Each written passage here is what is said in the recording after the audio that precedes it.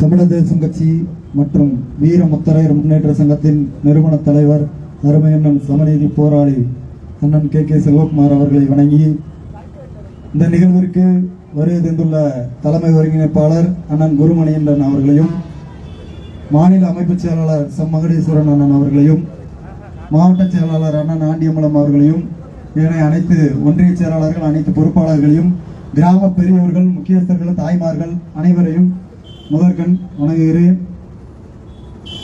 அதாவது உங்கள் பகுதியைச் சேர்ந்த ஒருவருக்கு நம்ம தலைவர் அவர்கள் ஒன்றிய செயலாளர் பதவி கொடுத்திருக்காங்க.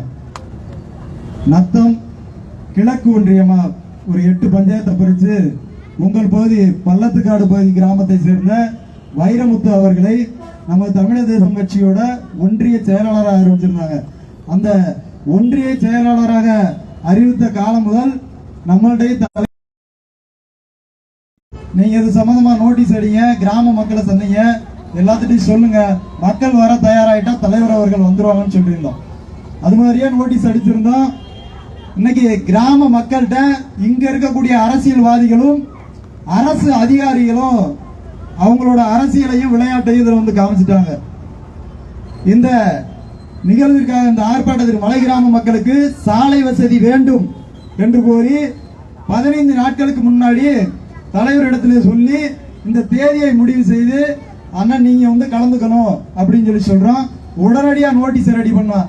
நோட்டீஸை ரெடி பண்ணி போட்ட 3வது நாள்லயே இங்க இருக்கக்கூடிய அரசு அதிகாரிகள் இந்த மக்களுடைய கவனத்தை திசை திருப்ப வேண்டும், இவர்களை ஒன்று திரள வைக்க கூடாது என்ற ஒரு கெட்ட எண்ணத்தில் இங்க இருக்கக்கூடிய ஆட்சியாளர்களும் திமுக கட்சி பிரமுகர்களும் சேர்ந்து கொண்டு இங்க இருக்கக்கூடிய வட்டாட்சியர்கள் அதிகாரிகளோடு சேர்ந்து கொண்டு உங்களுக்கு நாங்கள் 30 லட்சம் ரூபாயை அந்த பாதையில் உள்ள பள்ளமேட்டை நிரப்புவதற்கு ஒதுக்கியுள்ளோம், நீங்கள் ஆர்ப்பாட்டத்தை நிறுத்துங்கள் என்று கோரிக்கை வச்சாங்க.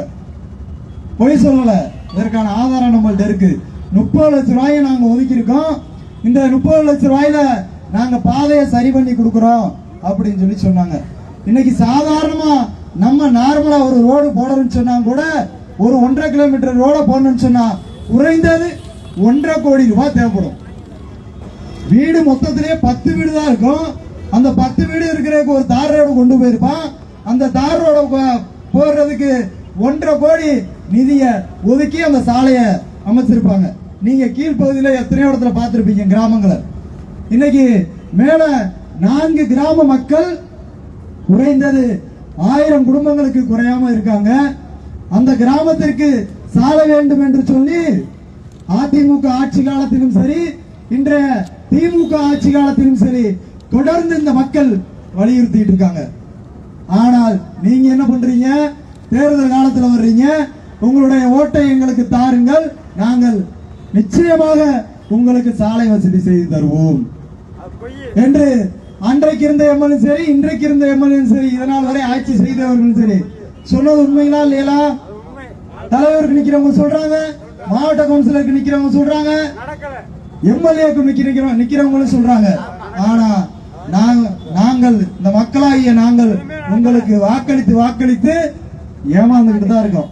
அதான உண்மை. அப்ப என்ன பண்ணணும்?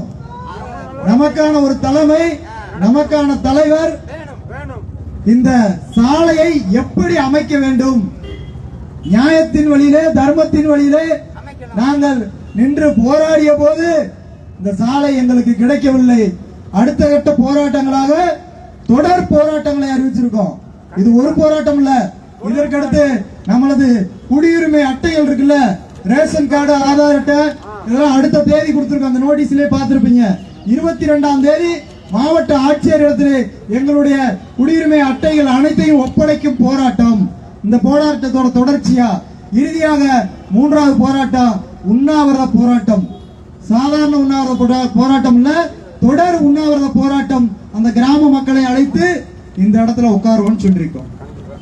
ஏதோ கடமைக்கு தலைவரை தெரியணும், இங்க இருக்க அமைப்புல இருக்கக்கூடிய நிர்வாகிகளை தெரியணும், இந்த கட்சியை தெரியணும் இல்ல, இந்த மக்களுக்காக அந்த சாலை இந்த பகுதிக்கு கிடைக்கும் வரை தொடர் போராட்டத்தை சமநீதி போராளி அவர்கள் உங்களுக்காக முன்னெடுப்பார், அண்ணன் கே செல்வகுமார் அவர்கள்.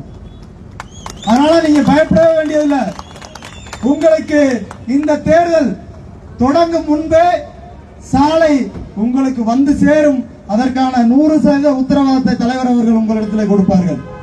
அதற்கான முயற்சிகளை செஞ்சுக்கிட்டு இருக்காங்க. மத்திய அமைச்சர் ஒருவர் மதுரைக்கு வந்திருந்த போது அண்ணன் அவரிடத்தில் சொன்னோம், மத்திய அமைச்சரிடத்திலே பேசுங்க, அந்த கிராம மக்களோட சூழ்நிலையை சொல்லி ரோடு வசதி கேளுங்க அப்படின்னு சொன்ன உடனே அந்த மக்களை வர சொல்லுங்கன்னு சொன்னாங்க. நம்ம சொன்ன உடனே அமைச்சர்கிட்ட உடனே பேசி மதுரைக்கு அண்ணன் விட்டாங்க. ஆனா அன்றைக்கு சூழல்ல நம்ம போக முடியல. நம்ம போகலாட்டினாலும் அண்ணன் அங்க போய் அந்த அமைச்சர்கிட்ட பேசி, ஆனா இது மாதிரி மலை கிராமத்துல 1000க்கும் மேற்பட்ட குடும்பங்கள் வசிக்கிறாங்க. அந்த 1000 குடும்பங்களுக்கும் போறதுக்கு கிட்டத்தட்ட 12 கிலோமீட்டருக்கு மேல சாலை வசதி இல்லாம இருக்கு. ஆனா அதற்கான நிதி குறைந்தது ஒரு 50 கோடியாவது தேவைப்படும். இருக்கு அவ்வளவு பிரச்சனைகள் அந்த சாலை இருக்கு. உடனடியாக இந்த அரசாங்கம் செய்யலாட்டினாலும் மத்திய அரசாங்கம் ஒரு நிதியை ஒதுக்கி அந்த மக்களுக்கு சாலை வசதியை ஏற்படுத்தி தர வேண்டும் என்று சொன்னவர் நம்ம சமநீதி போராளி அண்ணன் கே செல்வகுமார் அவர்கள். யார் சொல்லுவா? இன்னைக்கு இங்க சட்டமன்ற உறுப்பினராக தேர்ந்தெடுத்தவர்கள் சொன்னார்களா? உங்கள் தலைவர் சொன்னார்களா? உங்கள் மாவட்ட கவுன்சிலர் சொன்னார்களா என்று கேட்டால் உங்களிடம் எதையும் எதிர்பார்க்காமல் அண்ணன் கே செல்வகுமார் அவர்கள் நீங்கள் இல்லாத போதும் அமைச்சரிடத்தில் பேசி இருக்கிறார்கள். இன்றைக்கு குடியரசு துணைத் தலைவராக பொறுப்பேற்க உள்ள ஐயா சிபி ராதாகிருஷ்ணன் அவர்களிடத்திலே பொறுப்பேற்கும் நாளிலே நான் கலந்து கொள்ள உள்ளேன். அங்கே குடியரசு துணைத் தலைவரிடத்திலும் நான் இதை பற்றி முறையிடுவேன் டெல்லி சென்று என்று சொல்லியிருக்காங்க. பொய்யா சொல்லல. இது எல்லாமே நீங்க புகைப்படமா வீடியோ ஆதாரமா வருங்காலங்களில் பாப்பீங்க. தேர்தல் காலங்கள்ல என்ன சொன்னாலும் நடக்கும்னு சொல்லுவாங்க. ஏன் இவ்வளவு நாள் நீங்க கேட்கல? தேர்தல் வந்தா நீங்க கேக்குறீங்கன்னா நாங்க ஓட்டு கேட்க போறது இல்ல, நாங்க எம்எல்ஏக்கு நிக்க போறது இல்ல, மந்திரியாக போறது இல்ல. நாங்க அந்த மக்களுடைய வேதனைகளை எப்போது கேட்டால் நிறைவேறும் என்று நாங்கள் சிந்தித்து ஆலோசனை செய்து, தேர்தல் காலம் என்பது மக்களுக்கான காலம். இந்த டயத்துல எதை கேட்டாலும் அரசாங்கம் நிறைவேற்றி கொடுக்கறதுக்கு கொஞ்சம் தயாரா இருப்பாங்க. ஆட்சிக்கு கெட்ட பேர் வந்துடும் அப்படின்றக்காண்டி மக்களை காப்பாத்துறதுக்கு இல்ல, அந்த ஆட்சிக்கு கெட்ட பேர் வந்துடும். அந்த கெட்ட பேர் வராம இருக்கணும்னா இந்த மக்களோட தேவைகளை பூர்த்தி செய்ய வேண்டும் என்று நினைப்பார்கள். அதனாலதான் இந்த ஆர்ப்பாட்டத்தை தேர்தல் நெருங்கக்கூடிய அந்த காலகட்டத்தில் தொடர் போராட்டங்களை தலைவர் அவர்கள் அறிவிச்சிருக்காங்க. இந்த போராட்டம் இல்ல, அடுத்து குடியுரிமை ஒப்படைக்கும் போராட்டத்திலும் தலைவர் அவர்கள் கலந்து கொள்வாங்க. நம்ம வெயில்ல நிக்க வந்து கூச்சப்படுறோம், என்ன நினைக்கிறோம் தெரியல. பாதி பேர் ஓரமான வேடிக்கை பாக்குறோம், பாதி பேர் ஒண்டிக்கிட்டு வேடிக்கை பாக்குறோம். எங்களுக்காண்டியா பண்ணிக்கிட்டு இருக்கோம்? அந்த ரோட்ல நாங்க போறோமா? நாங்க டெய்லி வந்து போறோமா? தலைவர் வந்து போறாரா? எத்தனை பேர் நின்று ஒண்டி நின்று வேடிக்கை பாக்குறீங்க? இதே மலை கிராம மக்கள் எத்தனை பேர் வராம இருக்கீங்க? இங்க வந்திருக்க அந்த 200 பேர் 300 பேர் மட்டும் அந்த ரோட்ல போறாங்க. மேல எவ்வளவு பேர் இருக்கீங்க? 1000 குடும்பம் சொன்னா கிட்டத்தட்ட 2000 மக்களுக்கு பக்கத்துல இருக்கீங்க. ஏன் 2000 மக்கள் வரல? உங்களுக்காக வெயிலே வந்து தலைவர் அவர்கள் போராடி கொண்டிருக்கும் போது நீங்கள் இந்த கட்சி செய்து இந்த அமைப்பு செய்து திமுக காரன் சொன்னா அதிமுக காரன் சொன்னான் என்று நீங்கள் ஒதுங்கி நின்றால் நிச்சயம் உங்களுக்காக அந்த சாலை வராது. எந்த ஒரு மக்களும் ஒற்றுமையாக நின்று போராடினால் மட்டும்தான் அந்த மக்களுக்காக அந்த மக்கள் கேட்கக்கூடிய விஷயங்களை அரசாங்கம் செஞ்சு கொடுப்பாங்க. உங்களோட வழி வேதனை என்னன்னு சொல்லி நீங்க சொல்லாம அவங்களால செஞ்சு கொடுக்கவே முடியாது. மனு கொடுத்தா செஞ்சு கொடுக்கவே முடியாது. ஆர்ப்பாட்டம் போராட்டம் ஒன்றுதான் குறிப்பா அந்த முத்திரையர் மக்களுக்கான தீர்வு. சும்மாலாம் கேட்டா மனு கொடுத்தாலும் நமக்கு நிறைவேற்றவே மாட்டான். ஏன்னா இதை 200ஐயும் 300ஐயும் கோட்டரையும் வாங்கிட்டு ஓட்டு போடுவான்ற ஒரு கணிப்பு அவர்களிடத்தில் இருக்கிறது. அதான உண்மை. அப்படித்தானே நம்ம மக்கள் நடந்துக்கிறாங்க. ஒரு கோட்டரையும் 300 ரூபாயும் கொடுத்தோம்னா நம்ம மக்கள் ஓட்டு போட்டுறாங்க. இவனுக்கு எதுக்குலாம் ரோடு கொடுக்கணுன்ற எண்ணத்துலதான் இங்க இருக்கக்கூடிய ஆட்சியாளர்கள் இருக்கிறாங்க.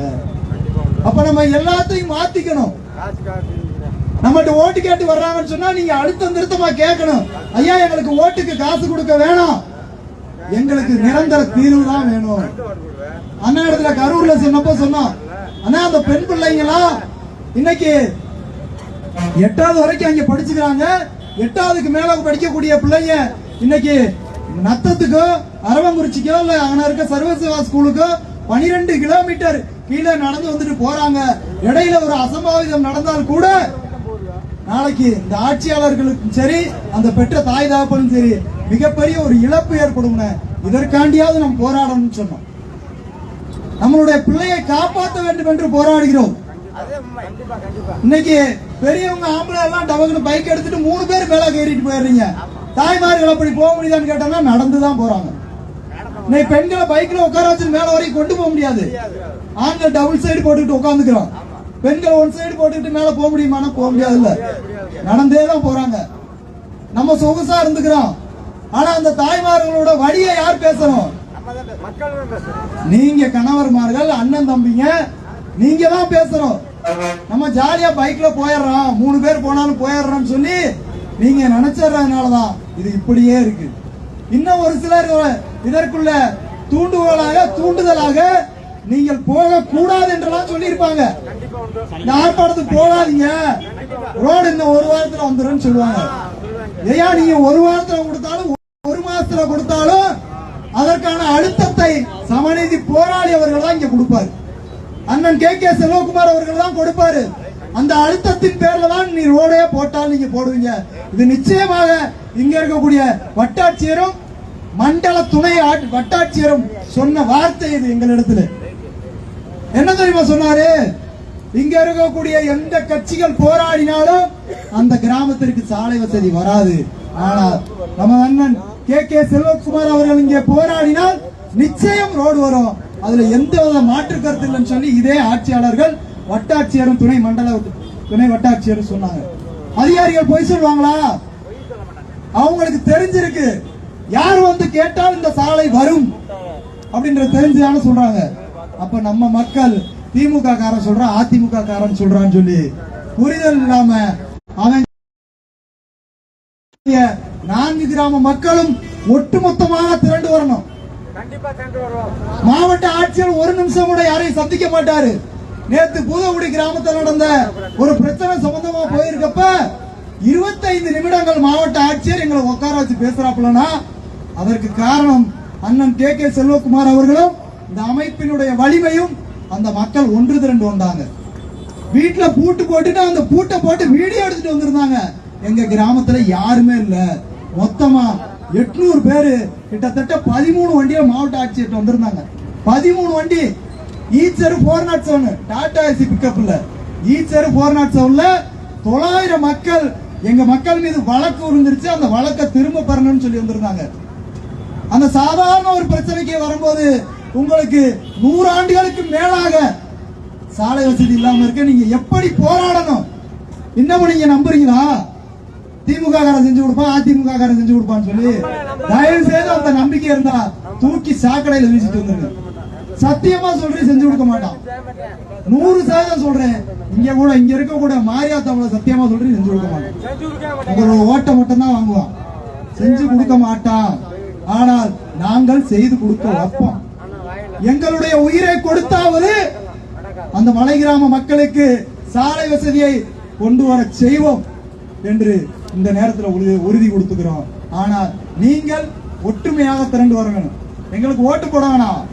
தலைவருக்கோ, கவுன்சிலருக்கோ, மாவட்ட கவுன்சிலருக்கோ, எம்எல்ஏக்கோ நீங்க ஓட்டு போட வேணாம். உங்களுடைய வழியை நாங்கள் பேசுகிறோம். பேசும்போது ஒரு கை ஓசையாகாது. உண்மைதானே? ஒரு கை ஓசையாகாது. அப்ப நீங்கள் எல்லோரும் பலமாக தலைவர் பின்னால் தலைவரோடு கைகோர்த்து நிற்கும் போது உங்களுடைய தேவைகள் அனைத்தும், இது மட்டும் இல்ல, இன்னும் என்ன தேவைகள் மலை கிராமத்துக்கு தேவைப்பட்டாலும் உங்களுடைய கோரிக்கைகள் அனைத்தையும், அது எந்த அரசாங்கம் இருந்தாலும் சரிதான், திமுக அரசாங்கம் இருந்தாலும் சரி, அதிமுக அரசாங்கமா இருந்தாலும் சரி, இல்ல மத்திய அரசாங்கமாக இருந்தாலும் சரி, அனைவரிடத்திலும் பேசி இந்த மக்களுக்கான பிரச்சனை தீர்வு கொண்டு வரக்கூடிய வல்லமை, திறமை தமிழகத்திலே ஒரு முத்திரையர் சமூக தலைவருக்கு இருக்குன்னு சொன்னா அது அண்ணன் வாழும் பேரரசு அண்ணன் கே செல்வகுமார் அவர்களுக்கு மட்டும்தான். அதான உண்மை. இன்னைக்கு இளைஞர்கள் எல்லாம் பேஸ்புக், வாட்ஸ்அப்ல பார்த்துட்டு தான் இருப்பீங்க. எத்தனையோ பிரச்சனைகளை ஆர்ப்பாட்டம், போராட்டம் மூலமாக நாம நிறைவேற்றி கொடுத்திருக்கோம். அதனால இந்த 1/2 மணி நேரம் நிக்கிறதுக்காக நம்ம கூச்சப்படக்கூடாது. ஐயோ வெயில் அடிக்குதுன்னு சொல்லி நம்ம பிள்ளைக்காண்டி நிக்கிறோம், நம்ம தாய்மார்களுக்காண்டி நிக்கிறோம், நம்ம குழந்தைகளுக்காண்டி நிக்கிறோம். இன்னைக்கு ரோடு வந்து இன்னைக்கு கொடைக்கானலுக்கு ரோடு போடுறப்ப, ஊட்டிக்கு ரோடு போடுறப்ப, சிறுமலைக்கு ரோடு போடுறப்ப ஏன் உங்களுக்கு ரோடு போட முடியல? கேள்வி கேட்கணுமா இல்லையா? கொடைக்கானலுக்கு எப்படியா ரிசர்வ் ஃபாரஸ்ட்ல ரோடு போட்டீங்க? ஊட்டிக்கு எப்படியா ரிசர்வ் ஃபாரஸ்ட்ல ரோடு போட்டீங்க? சிறுமலைக்கு எப்படியா ரிசர்வ் ஃபாரஸ்ட்ல ரோடு போட்டீங்க? எங்களுக்கு மட்டும் ஏன் போட மாட்டேங்கிறீங்க? இதெல்லாம் தேர்தல் காலத்துல யாரிடம் கேட்கணும்? உங்களிடத்திலே யார் வாக்கு சேகரிக்க வருகிறார்களோ அவர்களிடத்தில் அழுத்த நிறுத்தமா சட்டையை பிடிச்சுக்கலுங்க. இன்னைக்கு நேரத்தான் ஓட்டு போட்டிருக்கீங்க. சுதந்திரம் அடைந்த காலம் முதல் இன்று வரை மாத்தி மாத்தி ஏதோ ஒரு கட்சிக்கு ஓட்டு போட்டு தானே இருக்கீங்க. கேளுங்க, உங்களுடைய உரிமையை நீங்க யாருக்கும் பயந்து கேட்க வேண்டியதில்லை. இன்னைக்கு பிச்சைக்காரனா இருந்தவங்க தான் கோடீஸ்வரனா இருக்காங்க. பிச்சைக்கார மாதிரி இருந்தவங்க அரசியல் புள்ளிகள் நிறைய பேர் கோடீஸ்வரனா இருக்கான். அதனால யாரும் இங்க வந்து பணக்காரனா இல்ல. அந்த பணக்காரன் திடீர்னு பிச்சைக்காரன் ஆனாலும் ஆயிடுவான். அது எந்த கட்சியோட பிரதிநிதியாக இருந்தாலும் சரி, மக்களாகிய நீங்கள் தான் முதலாளிகள், எஜமானர்கள்.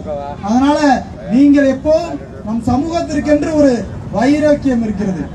யாரிடத்துல நம்ம பணிஞ்சு போக மாட்டோம். அதனால நம்ம பங்காளிகள்கிட்ட காட்டுற அந்த வேகத்தையும் தேர்தல் காலத்திலே உங்களிடத்திலே வாக்கு சேகரிக்க வருகின்ற அந்த அதிமுக திமுக பிரமுகர்களிடத்திலே அந்த வேகத்தையும் விவேகத்தையும் காட்டி இந்த மக்களுக்கான தேவைகள் அனைத்தை பூர்த்தி செய்ய வேண்டும். அவர்கள் செய்கிறார்களோ செய்யவில்லையோ செய்ய வைப்போம் என்று இந்த நேரத்தில் தெரிவித்துக் கொண்டு, இத அடுத்தபடியாக